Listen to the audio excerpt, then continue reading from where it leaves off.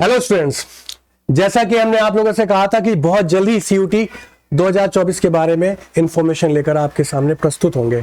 आज हम उसी के रिगार्डिंग कुछ इंफॉर्मेशन लेकर आपके सामने प्रस्तुत हैं। और जैसा कि आप लोगों से बात हुई थी कि जो भी कंफ्यूजन होती है बच्चों को भी फॉर्म कैसे भरें, क्या करें और क्या क्या चीज़ें हैं सर, किन बातों का ध्यान रखना। बहुत सारे बच्चों के एडमिशन्स होते होते नहीं हुए लास्ट ईयर, यानी लास्ट सेशन में जिस तरह से हमारी प्रोसेस चल रहे थे उनको हम थोड़ा सा और अच्छे तरीके से आप लोगों के सामने लेकर आए हैं। और जिन कन्फ्यूजन को लेकर बच्चों की बहुत सारी क्वेरीज आ रही थी उनको दूर करने के लिए हम इस सेशन को कंडक्ट कर रहे हैं। ठीक है, तो आप शुरू करते हैं इस सेशन के बारे में कुछ इन्फॉर्मेशन। देखिए, सीयूटी 2024 में बेसिकली कुछ बातें ध्यान रखनी है। जैसे सभी सब्जेक्ट के बारे में बच्चे बहुत गलतियां करते हैं सब्जेक्ट्स को लेकर। उन्हें कन्फ्यूजन होती है कि क्या भरें क्या ना भरें, किन बातों का ध्यान रखें क्या ना रखें, कैसे होगा, तो उसको बताएंगे हम। सेकेंडली, जनरल टेस्ट के लेके कन्फ्यूजन है बच्चों को, यानी जनरल टेस्ट कैसे कंडक्ट होगा या उसके बारे में हम कैसे इंफॉर्मेशन करेंगे, ये सब डिस्कस करेंगे। And third, form filling. बच्चों, ये बहुत ही इंपॉर्टेंट फैक्ट है आप लोगों के लिए। अगर बेसिकली कहूं तो अगर इस पर आपने नहीं ध्यान दिया तो आप परेशान हो जाएंगे एडमिशन के टाइम पे। इवन रिजल्ट अच्छा आएगा बट एडमिशन के टाइम पर आप लोग परेशान होने वाले हैं अगर फॉर्म फिलिंग ढंग से नहीं की तो। और इसके बाद हम बात करते हैं प्रेफरेंस सीट। बच्चों देखिए, एडमिशंस का जो प्रोसेस है वो बड़ा ही इंटरेस्टिंग भी है और बहुत बारीक बारीक चीज़ों के ऊपर ध्यान दिया गया है। बहुत छोटी छोटी बातें हम लोगों ने डिस्कस की है जैसे कि पिछले स्टूडेंट के साथ। तो अभी आप लोगों को इन सब चीज़ों के बारे में पता होना चाहिए, इसलिए हम इसको थोड़ा डिटेल में करने की कोशिश करेंगे, समझाएंगे। आती है बात अलॉटमेंट।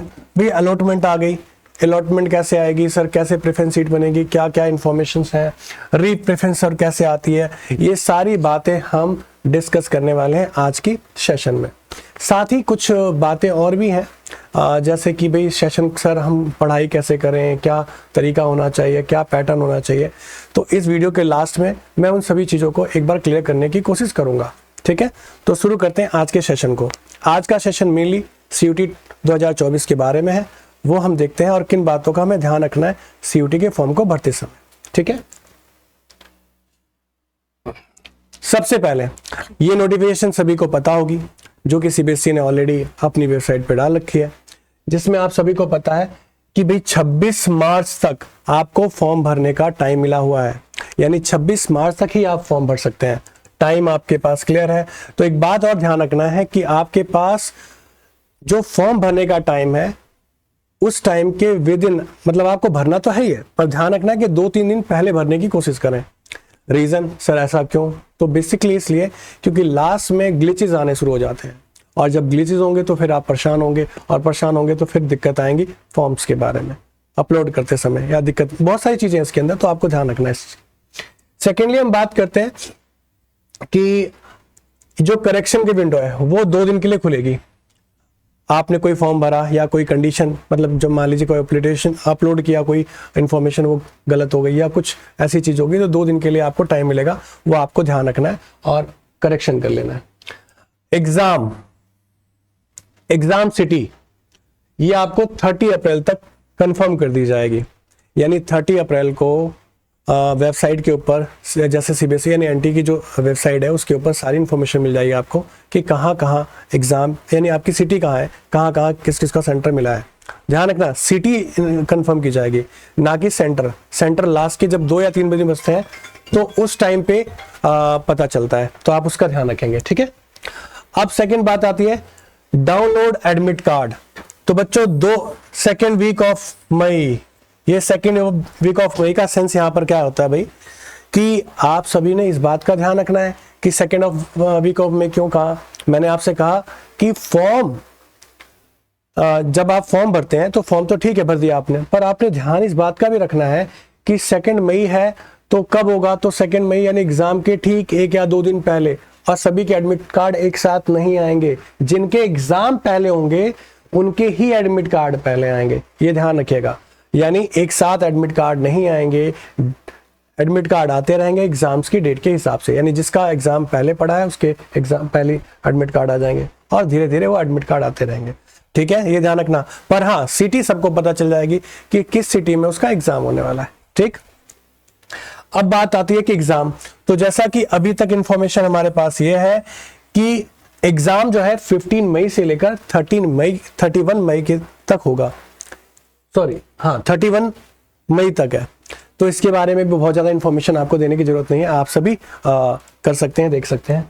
अब बात आती है कि रिस्पॉन्स शीट, तो ये भी अभी कंफर्म नहीं है, ये उसी के आसपास है। एग्जाम होने के 2-4-5 दिन के अंदर ही एग्जाम शीट मतलब रिस्पॉन्स शीट आ जाती है इंफॉर्मेशन।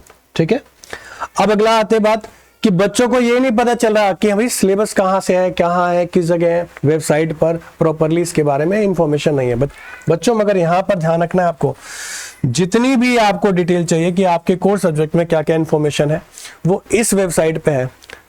सामर्थ वाला जो साइट थी वो लास्ट ईयर की थी, इस सेशन की नहीं है। तो आपको इस बात का ध्यान रखना है कि ये नेक्स्ट लास्ट ईयर वाली की तरह सामर्थ के नाम से नहीं है। इस पर आप विजिट करेंगे तो आपको इंफॉर्मेशन सारी मिल जाएगी। नेक्स्ट हम बात करते हैं नेक्स्ट बच्चों कि एग्जाम का पैटर्न क्या है, यानी एग्जाम पैटर्न हमारे किस फॉर्म में होने वाला है, इस बात का हमें ध्यान रखना है। तो एग्जाम पैटर्न में ध्यान रखना है कि हाइब्रिड मोड में, यानी हाइब्रिड मोड में आपका एग्जाम होने वाला है। एक तो कंप्यूटर बेस्ड भी है और पेन पेपर भी है, यानी दोनों मोड में इस बार एग्जाम करवाए जाएंगे। यानी ऑनलाइन मोड में भी पेपर होगा, यानी सीबीटी जिसे आप बोलते हो, और पेन पेपर के मोड में भी है। तो इस बार हाइब्रिड है, इस बात का ध्यान रखें। अपने फॉर्म को फिल करते समय इस बात को ध्यान में रखेंगे कि आपको किस मोड में अपना एग्जाम देना है। सेकेंडली मीडियन, भाई मीडियन के अंदर अगर हम बात करें तो पहले एग्जाम कितने होने हैं, तो बच्चों आपको टोटल 6 एग्जाम होने वाले हैं। मतलब आपको मैक्सिमम 6 ही भरने हैं पेपर के अंदर, और 6 भरने हैं, और 6 में भी कैटेगरी डिसाइड कर रखी है बच्चों। 3 कैटेगरी में आपकी फॉर्म्स है। ठीक है, एक है लैंग्वेज, दूसरा आपके पास है कोर्स सब्जेक्ट्स, ठीक है, और तीसरा आपके पास जीटी है। तो इन तीनों को मिलाकर आप पे 6 सब्जेक्ट ही होने चाहिए, यानी 6 सब्जेक्ट ही आप फिल कर सकते हैं इस बार के एग्जामिनेशन में। ठीक है, और आप लोगों को इस बात का ध्यान रखना है कि 6 सब्जेक्ट भरते समय बड़े समझदारी के साथ भरना है सब्जेक्ट्स, क्योंकि जो प्रेफरेंस सीट खुलने वाली है ना, वो इन सब्जेक्ट के बिहाफ पर ही आपको सब्जेक्ट की ऑफरिंग मिलेगी। मतलब जैसे ही आपका रिजल्ट आएगा, रिजल्ट आने के बाद जब प्रेफरेंस भरने आएंगे, प्रेफरेंस सीट भरोगे, उस टाइम पे आपको ऑफर आएगा कि किन किन कोर्स के लिए आप एलिजिबल हैं। तो उस समय जितना अच्छा डिसीजन आप यहां से लोगे उतने अच्छे आपके ऑफरिंग मिलेंगे, मतलब उतने कोर्स की या उतने सब्जेक्ट की ऑफरिंग मिलेंगे। कैसे है, क्या है, अभी थोड़ी देर बाद डिस्कस करते हैं। फिलहाल आगे बढ़ते हैं। रजिस्ट्रेशन के लिए आपको ध्यान रखना है, ये आपके पास रजिस्ट्रेशन की साइट है, इस पे जाना है प्रॉपरली और यहां से आप फिल कर लेंगे। ठीक है, चलिए आगे बढ़ते हैं। अब सर एग्जाम तो भर दिया हमने, सर क्वेश्चन कैसे होने वाले हैं, क्या क्या है ध्यान रखना है। तो बच्चों 40 क्वेश्चन करने हैं आपको आउट ऑफ 50, बट कंडीशन है यहां पर बच्चों, कंडीशन है। कंडीशन क्या है, ये सब्जेक्ट्स के हैं बच्चों, सब्जेक्ट के, यानी जो आप कोर्स सब्जेक्ट पढ़ रहे हो ना, जो कोर्स सब्जेक्ट पढ़ रहे हो उस कोर्स सब्जेक्ट के लिए आपको ध्यान रखना है कि 40 क्वेश्चन करना है आउट ऑफ 50 क्वेश्चन। टाइम आप पे कितना मिला, 45 मिनट। यानी पेपर आपको, अगर आपने स्मार्ट तरीके से स्टडी नहीं की है और चीजों को सही से जानते नहीं है, कोर्स सब्जेक्ट सभी पढ़ते हैं बच्चे, ठीक है, आप लोगों ने 12th में पढ़ाई है, और जो पेपर हमारा कंडक्ट होगा वो इसी बिहार पर होने वाला है जो आपने पढ़ा है। ठीक, बट जो यहाँ पर सिलेबस गिवन है बच्चों, उस सिलेबस के अंदर कुछ बातें ऐड कर रखी हैं, यानी जो प्रीवियस सिलेबस हुआ करते थे उस बेसिस पे डाल रखा है, यानी बहुत सारी चीजें ऐड कर रखी हैं जिसके कारण बच्चों को दिक्कत आती है, यानी वो प्रॉपरली नहीं कर पाते हैं। यानी फिर से बता दूं, जो एनसीईआरटी का सिलेबस है तो वही, उसके अंदर कुछ चीजें ऐड कर रखी हैं, यानी प्रॉपर सिलेबस नहीं है जो करंट टाइम में आ रहा है, ये ध्यान रखिएगा। कोर्स सब्जेक्ट के अंदर जो सब्जेक्ट्स है आपका वो लगभग वही है, ठीक है, बट बहुत सारे चैप्टर्स के अंदर बहुत सारे पॉइंट्स जो डिलीट वगैरह हो रखे थे वो सारे इसके अंदर इंक्लूड है, तो पढ़ना पड़ेगा। और दूसरी बात है, आपने जो पढ़ा है वो सब्जेक्टिव नेचर में पढ़ा है, अब आपको किस में पढ़ना है, ऑब्जेक्टिव नेचर में पढ़ना है। तो अगर आपको ऑब्जेक्टिव में पढ़ना है तो जो पढ़ा है उसे प्रॉपर छोटा करके या कोई शॉर्टकट फॉर्म के थ्रू वो आप पढ़ेंगे तो ही पेपर में सही से डील कर पाएंगे, वरना आप इस 45 मिनट में नहीं कर पाएंगे। एक प्लस पॉइंट आप सभी के लिए, आप सभी के लिए नहीं, उन बच्चों के लिए जो बच्चे किन सब्जेक्ट से रिलेटेड है, अकाउंटेंसी से रिलेटेड है, इकोनॉमिक्स है, फिजिक्स से है, कंप्यूटर साइंस से है, इंफॉर्मेटिक्स से है और केमिस्ट्री से है, स्पेशली मैथमेटिक्स और अप्लाइड मैथमेटिक्स से है। और साथ में जो जनरल टेस्ट के लिए जा रहे हैं उनको 60 मिनट मिला है, यानी ध्यान रखो कोर सब्जेक्ट के लिए सभी सब्जेक्ट के बच्चों को सिर्फ 45 मिनट मिला है, ठीक है। बट कुछ स्पेशल कंडीशन, किनके लिए, मैथमेटिक्स जनरल टेस्ट, भाई जनरल टेस्ट में सबको बेनिफिट मिला इस चीज का, यानी आप सभी को 60 मिनट मिलेंगे, ठीक है। और अकाउंटेंसी इकोनॉमिक्स से हम बता ही चुके हैं, तो इनमें आपको ध्यान रखना है कि इसमें आपको तकरीबन 15 मिनट फालतू मिल रहे हैं, ठीक है। यहाँ 45 मिनट मिल रहे हैं कोर के लिए और इसमें 15 मिनट फालतू मिल रहे हैं, ठीक। चलिए आगे बढ़ते हैं। अब गलतियां, बच्चों बहुत ध्यान से फॉर्म भरते समय कुछ बातें पहले ध्यान सुन लीजिए। क्या क्या करना है आप लोगों ने, सबसे पहले आप देखिए कि फॉर्म में रिक्वायरमेंट क्या क्या चीजों की है। सारे डॉक्यूमेंट पहले आराम से इकट्ठे कर लीजिए और प्रॉपर होने चाहिए। अब बात आती है सर प्रॉपर की बात, ये बात कुछ क्लियर सी नहीं हो रही। देखो प्रॉपर इसलिए मैं कह रहा हूं आप लोगों से क्योंकि जो एडमिशन हो रहे हैं ना उसके लिए आपको कोई स्पेशल प्रोसेस नहीं करवाया जाएगा, यानी एडमिशन आपके इस फॉर्म के बिहाफ पर ही होने वाला है, आपसे कोई स्पेशल फॉर्म नहीं भरवाया जाएगा। इसी से ही आपकी प्रेफरेंस सीट आपको मिलेगी। जो आगे का सीसेस पोर्टल खुलने वाला है तो वो बताऊंगा मैं आपको जैसे जैसे आगे बढ़ेंगे। इस वीडियो के अंदर मैंने बेसिकली सारी चीज़ें बताने की कोशिश की है और साथ साथ एक चीज़ और भी ऐड की है कि आपको इसके डिस्क्रिप्शन बॉक्स में ना लिंक मिल जाएगा, उस लिंक से आप कनेक्ट हो जाइए। आपको उस ग्रुप के अंदर सारी इंफॉर्मेशन अपडेट्स अपने आप हम डालते रहेंगे और आप लोग उसे कंटिन्यू फॉलो कर सकते हैं, यानी हम आपको स्टार्टिंग से लेके लास्ट तक सारी इंफॉर्मेशन देते रहेंगे। और बेसिकली एडमिशन का प्रोसेस क्या है, आपको प्रेफरेंस सीट कैसे भरनी है, अलॉटमेंट मिला नहीं मिला, अगर नहीं मिला तो उसमें अपडेट कैसे करना है, अपग्रेड कैसे किया जाता है और बहुत सारी चीज़ें हैं। मतलब आप प्रॉपर काउंसलिंग के बिना अगर एडमिशन कराते हैं तो एडमिशन होने के चांसेस बहुत कम है, पर अगर प्रॉपर काउंसलिंग और प्रॉपर प्रोसेस फॉलो करोगे तो एडमिशन लगभग हो जाएगा अगर नंबर आपके ठीक ठाक हैं। कई बार बच्चों ऐसा भी हो रहा है जिन बच्चों के मार्क्स बहुत अच्छे हैं, मेरिट में तो आ गए वो, पर उन्होंने प्रॉपर काउंसलिंग नहीं ली, प्रॉपर स्ट्रेटेजी फॉलो नहीं करी। केवल एडमिशन मतलब केवल एग्जाम क्रैक करना और एडमिशन होना ये पॉसिबल नहीं है। बहुत बच्चों के एग्जाम अच्छे ढंग से क्रैक हो रहे हैं पर एडमिशन फिर भी नहीं मिल रहा क्योंकि उनके प्रॉपर नॉलेज नहीं है।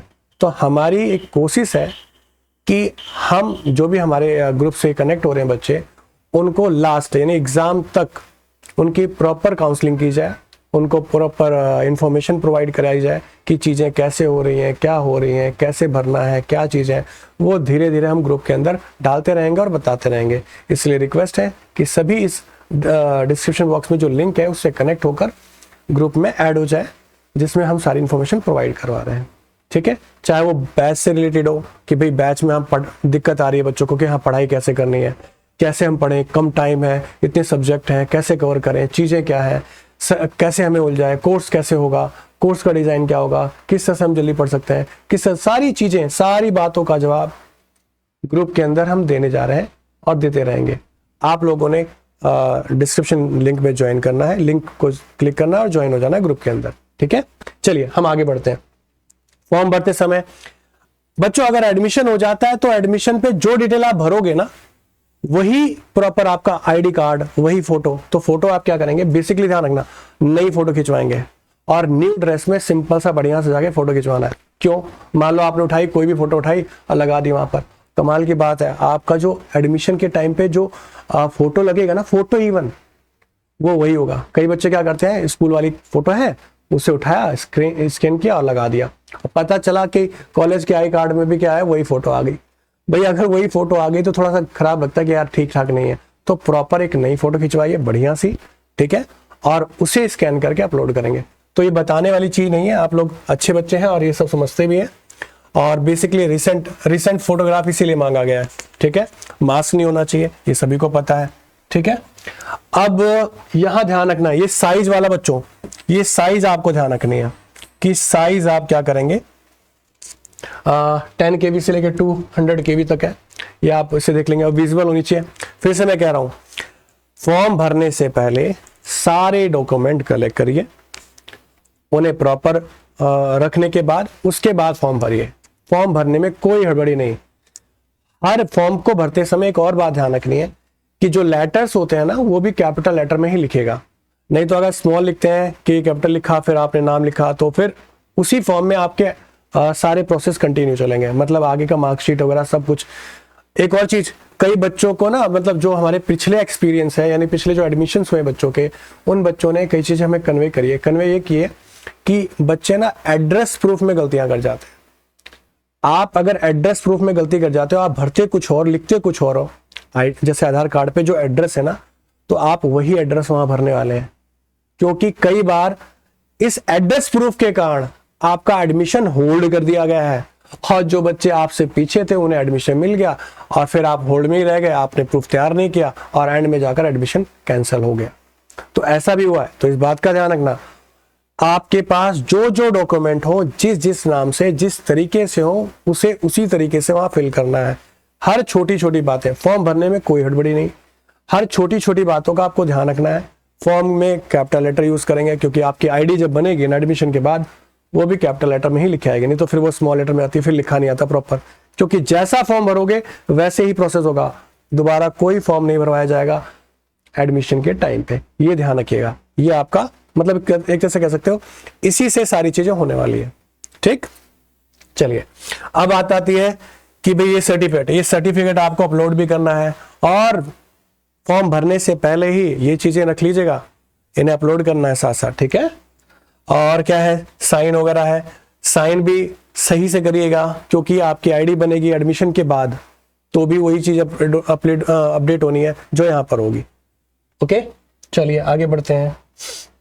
नेक्स्ट भाई, जैसा मैंने बता दिया कि टोटल 61 सब्जेक्ट्स हैं, ठीक है, 33 लैंग्वेज है, 27 डोमेन है और एक जीटी है। सर क्या है इसके बारे में कुछ और बताओ। तो देखो बच्चों, बेसिकली क्या है, जो बच्चों के कंफ्यूजन आई मेरे पास कि सर फॉर्म में भरे क्या, कौन कौन से सब्जेक्ट लें। तो भाई मेरी तो आप सभी के लिए की राय है कि आपने 6 के 6 सब्जेक्ट भरने हैं। हालांकि आप कम भी भर सकते हो, कोई दिक्कत वाली बात नहीं है, पर मैं कहूंगा कि जब 6 सब्जेक्ट ऑफर करें, यानी 6 पेपर उसने ऑफर करके, तो 6 भरें, जिसमें से 3 कैटेगरी में हमने डिवाइड कर दिया है। अभी मैंने बताया था, फिर से बता देता हूं, एक है लैंग्वेज, एक है आपके कोर्स सब्जेक्ट और एक है जीटी। मैं पहले समझा देता हूं ये है क्या। लैंग्वेज इज वेरी मैंडेटरी बच्चों, लैंग्वेज बहुत मैंडेटरी है। आप कहोगे सर क्यों? क्योंकि आपका जो एडमिशन होना है ना, वो बेस्ट 4 के बिहाफ पर होना है। अब बेस्ट 4 के बिहाफ पर हो रहा है, तो सर क्या करें इसमें। तो देखो, बेस्ट 4 का सेंस यहां पर है कि जब भी वो बेस्ट 4 काउंट करेगा ना, तो एक लैंग्वेज वो पक्का लेगा, यानी बिना लैंग्वेज के एडमिशन तो होना नहीं। अगर किसी बच्चे ने लैंग्वेज भरी ही नहीं, सब्जेक्ट भर दिए, भाई एडमिशन नहीं होगा, चाहे आप कितनी भी कोशिश कर लो, अच्छे नंबर ले आओ, टॉप मारो, जो करना है वो करो, एडमिशन नहीं होगा। Language is mandatory. आप कहते हैं सर लैंग्वेज का और क्या फायदा है। मान लो किसी बच्चे ने इंग्लिश हिंदी दोनों दिया, 2 लैंग्वेज, भाई आपके पास तो वैसे बहुत सारी लैंग्वेज है, 33 लैंग्वेज है। आपने अगर मान लो हिंदी इंग्लिश दोनों भर दिया, आपके इंग्लिश के अंदर ये हिंदी मान लीजिए, हिंदी ठीक है, इंग्लिश में आपके आगे 80 और किसी बच्चे के आपसे 85 है और 85 है, ठीक है, किसी बच्चे के 85 है, ओके, तो उसका एडमिशन रहा है। पर अगर आपके हिंदी आपने भर दिया और हिंदी में आपके मान लो 92 या 90 है, तो आपको बेनिफिट मिल गया, आपको बेनिफिट मिल गया। ये कहीं नहीं लिखा गया है कि हिंदी ही लेनी है या इंग्लिश ही लेनी है।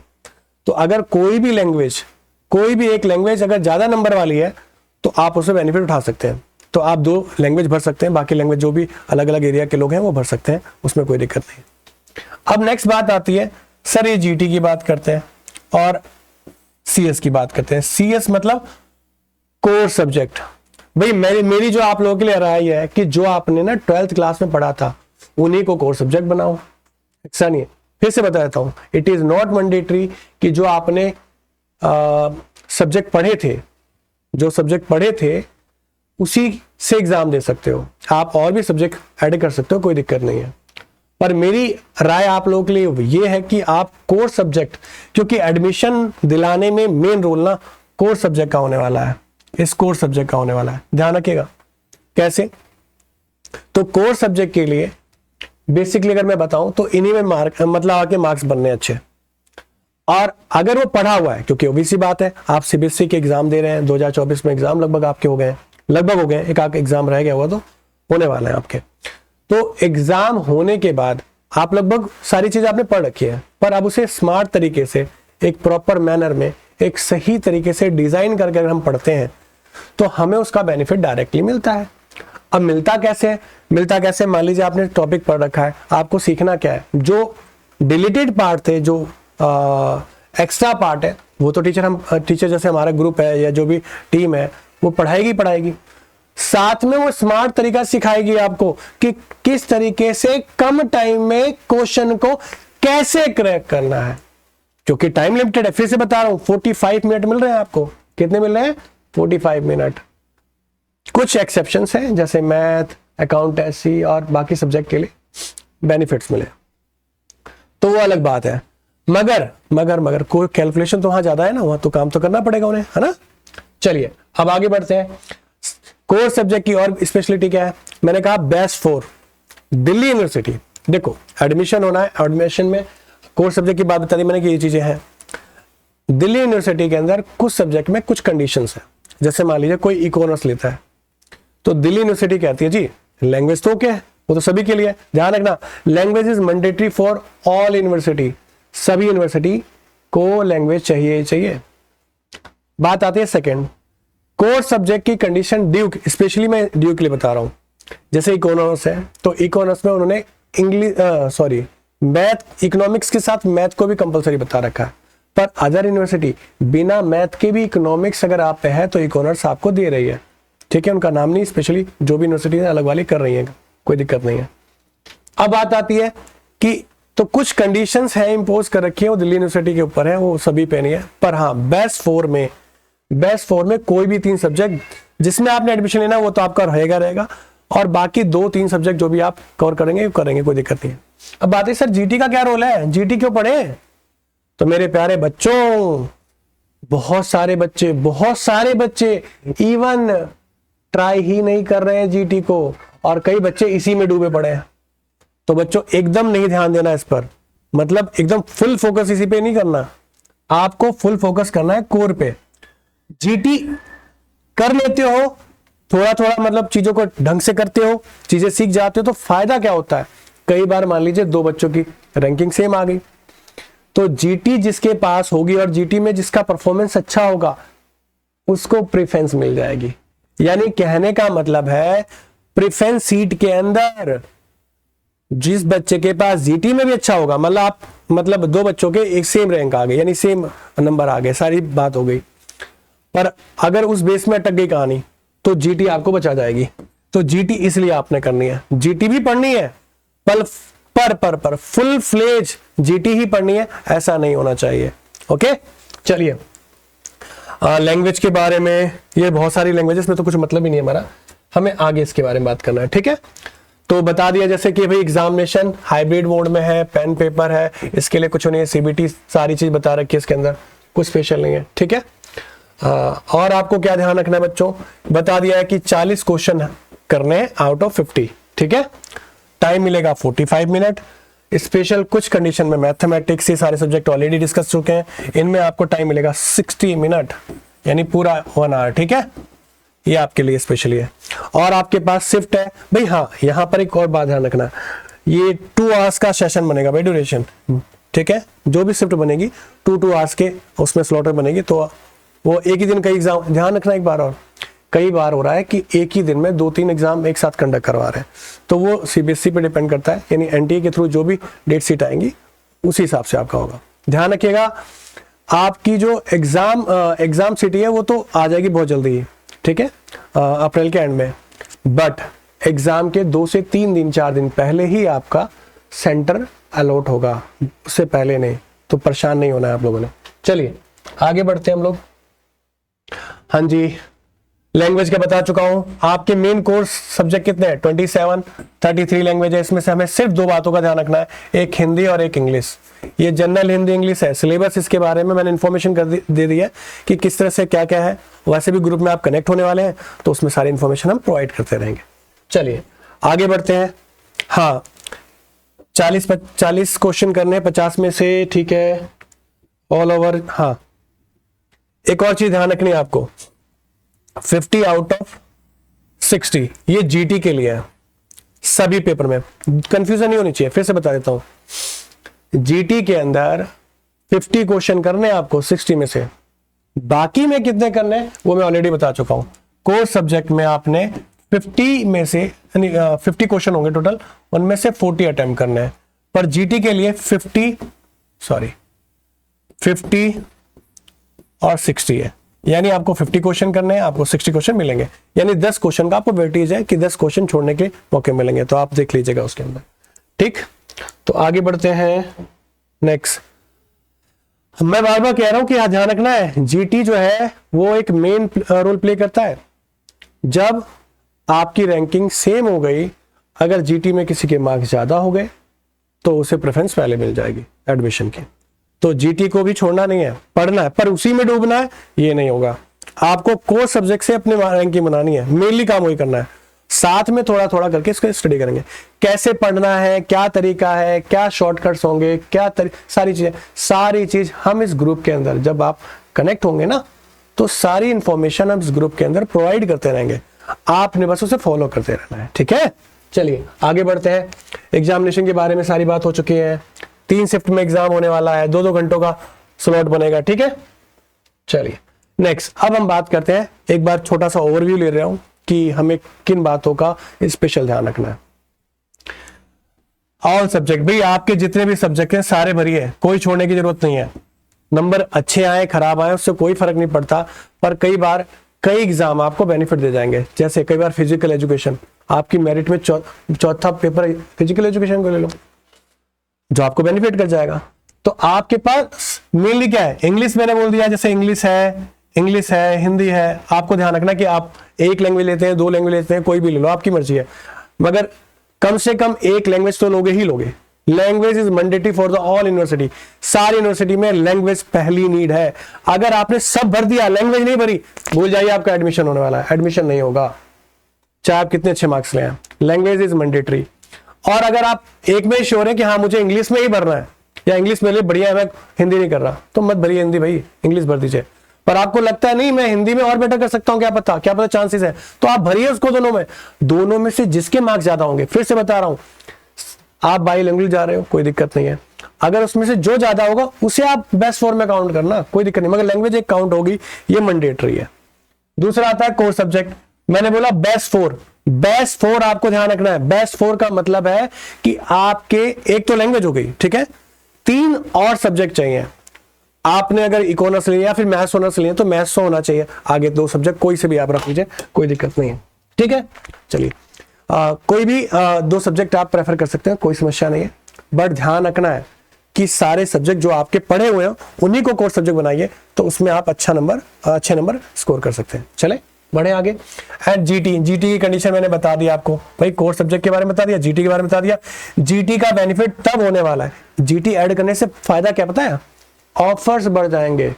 जो सब्जेक्ट के ऑफर्स हैं, कई ऐसे सब्जेक्ट हैं जिन पे आप ध्यान नहीं देते हो, पर उस पे भी आपको ऑफर मिलेगा कि हाँ भाई ये सब्जेक्ट में भी आप एलिजिबल हो गए, मतलब इसको भी आप फिल कर सकते हो। तो ये जीटी बहुत मेन रोल प्ले करेगी। और साथ में एक और बेनिफिट दिलाएगी, सेम होने पर रिजल्ट और रैंकिंग अगर सेम होगी आपकी, तो उस केस में जीटी आपको प्रेफरेंस दिला देगी। तो जीटी को मजाक में मत लीजिएगा, जीटी भी पढ़ना है पर कोर पे ज्यादा ध्यान देना है, ठीक है। चलिए अब हम आगे बढ़ते हैं। सब्जेक्ट कंसर्न यही है, स्पेशली सारे सब्जेक्ट भरने हैं, सब्जेक्ट कोई मत छोड़िएगा जो आपने पढ़ा है। चलिए नेक्स्ट, जीटी के बारे में ऑलरेडी डिस्कस कर चुका हूं कि जीटी आपका मेन रोल प्ले करने वाली है। कई सारे सब्जेक्ट यानी कई सारे जो कोर्सेज है ना उनके बारे में आप लोगों को पता नहीं है, और जब आप प्रेफरेंस सीट भरने वाले होंगे ना उससे पहले ऑफर आएगा, उस ऑफर में इस जीटी के आने के कारण कई कोर्स आपको ऐड नजर आएंगे। तो आपकी इच्छा है भरना नहीं भरना वो बात की बात है, वो डिस्कस करें, मगर इसलिए जीटी पर भी आपको ध्यान रखना है, इसे भरना है। यानी 6 में एक जीटी, एक लैंग्वेज, इसे मैंडेटरी कर लीजिए, 4 कोई भी सब्जेक्ट ले लीजिए, या फिर आप 3 ही सब्जेक्ट अगर कोर सब्जेक्ट पढ़ना चाहते हैं तो 2 लैंग्वेज यानी हिंदी इंग्लिश और 3 कोर और एक ही ले लीजिए। आप जैसे लें कोई दिक्कत नहीं, मगर ध्यान रखिएगा लैंग्वेज इज मैंडेटरी, और मैं जीटी के लिए भी प्रेफरेंस दे रहा हूं कि जीटी आपको करनी चाहिए, जिससे कि आपको कई जगह ज्यादा बेनिफिट मिल जाए और ऑफर ऑफ कोर्सेज ज्यादा हो आपके लिए, ठीक है। फॉर्म फिलिंग, भाई इस पोर्शन पे आपने बहुत ध्यान देना है बेटा। मैंने क्या कहा कि सारे लेटर कैपिटल लेटर में भरेंगे आप, जब फॉर्म भरेंगे तो कैपिटल लेटर में रखना है, ठीक है, कैपिटल लेटर में लिखेंगे, ठीक, पहली कंडीशन। दूसरा, सारे डॉक्यूमेंट एकदम प्रॉपर ढंग से होने चाहिए, उनकी अपलोडिंग प्रॉपर होनी चाहिए, उसमें भी गड़बड़ी होनी चाहिए, क्योंकि एडमिशन के टाइम पे जब एडमिशन होगा ना उस समय अगर ये डॉक्यूमेंट में कुछ गड़बड़ी पाई गई या कुछ हो तो आपका एडमिशन होल्ड पर डाल दिया जाएगा या फिर रिजेक्ट कर दिया जाएगा, क्योंकि नंबर ऑफ एप्लीकेंट बहुत सारे पड़े हैं, वो क्यों आपको इतना वो कराएगा, जिसकी चीजें पहले मिलेंगे उसको एडमिशन दे देगा।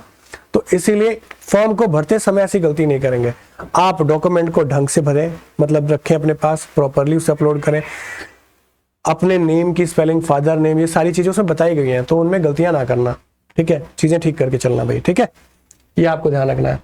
एंड हाँ, एड्रेस प्रूफ, ये बहुत ध्यान रखना भाई।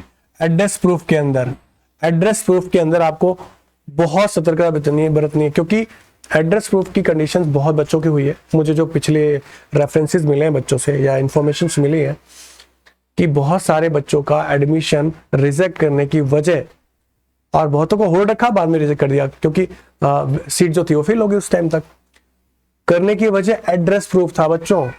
तो जो आधार कार्ड पर एड्रेस हो आपने वही फिल करना है, आप और कुछ नहीं फिल करेंगे, ठीक है, आधार कार्ड के एड्रेस को ही उसमें फिल करिएगा, ओके। और फिर से कह रहा हूं कि सारे फॉर्म को भरते समय कैपिटल लेटर का ही यूज करें, क्योंकि सारा प्रोसेस आपने इसके बाद एडमिशन में कुछ नहीं करना, यहीं से सारी चीजें कंटिन्यू होती चली जाएंगी, ठीक है। चलिए आगे बढ़ते हैं। अगला है प्रेफरेंस सीट। भाई प्रेफरेंस सीट, जैसे ही आपने एग्जाम दिया, एग्जाम होने के बाद प्रेफरेंस सीट खुलेगी, मतलब रिजल्ट आया उसके बाद प्रेफरेंस सीट खुली, उसमें आपने प्रेफरेंस का ध्यान रखना है कि किसको आप पहले, मान लीजिए आपके अच्छे ग्रेड आए, ठीक ठाक मार्क्स आ गए, तो प्रेफरेंस में क्या बच्चे करते हैं ना, पहले कोई भी अनाप शनाप कॉलेज भर देते हैं और बाद में फिर वो परेशान होते हैं कि यार मुझे इससे बढ़िया कॉलेज मिल सकता था। तो आप स्टार्टिंग में अपने अच्छे कॉलेज भरेंगे, अपने मार्क्स के हिसाब से आप उसे भरेंगे, मगर हाँ ध्यान रखना प्रेफरेंस में अपने बेस्ट ऑप्शन को ऊपर ही रखना है, ठीक है, चाहे कुछ भी हो जाए, रिजल्ट कैसा भी हो आपका। तो प्रेफरेंस भरते समय प्रॉपर काउंसलिंग हम लोग कर ही रहे हैं, और ग्रुप में आप रहेंगे ऐड तो पता चल ही जाएगा आप लोगों से, ठीक है। चलिए नेक्स्ट, अलॉटमेंट। कई बार अलॉटमेंट होने के बाद भैया आपको प्रेफरेंस सीट भरा, उसमें अलॉटमेंट मिल गई, अलॉटमेंट मिलने के बाद एक और चीज हुई क्या कि नहीं सर मुझे एडमिशन नहीं लेना, मुझे अपनी अलॉटमेंट को छोड़कर अपडेट करना है इसको या अपग्रेड करवाना है। तो भैया ऐसे करने के लिए री प्रेफरेंस सीट आती है, जो कि अलॉट होने के बाद 1 या 2 दिन के बाद फिर से होती है, तो उससे उस टाइम वो भर लेना, उसमें कोई दिक्कत वाली बात नहीं है। ये सब हम काउंसलिंग के अंदर या सेशन जो हमारे कंडक्ट हो रहे हैं या जो भी चीज चल रही है प्रोसेस में, कोर्स वगैरह जो लॉन्च हो रहे हैं, चीजें जो चल रही हैं, उन सब में हम आपको प्रॉपर काउंसलिंग देंगे कि पूरा एडमिशन किस तरह से क्या क्या होना है, किस तरह से करना है। जो भी इससे कंसर्न पर्सन होंगे या हमारी जो गूगल मीट होने वाली है या चैट होने वाला है, तो उसके अंदर भी हम इंफॉर्मेशन देंगे।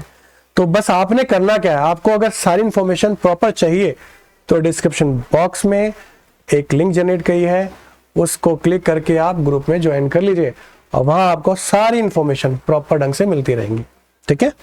चलिए आगे बढ़ते हैं। री प्रेफरेंस के बारे में बता दिया, ऑल ओवर सारी चीजें हमारी वाइंड अप हो चुकी हैं, इसमें कुछ बचा नहीं है। बस ध्यान क्या रखना है, फॉर्म फिल करते समय कोई गलतियां नहीं होनी चाहिए, फॉर्म फिलिंग अच्छी होनी चाहिए। अगर फिल करते समय गलतियां हुई तो आप परेशान हो जाओगे। ठीक है, तो इसी के साथ मैं आज का सेशन फिनिश करूंगा। ठीक है, बाय बाय, टेक केयर।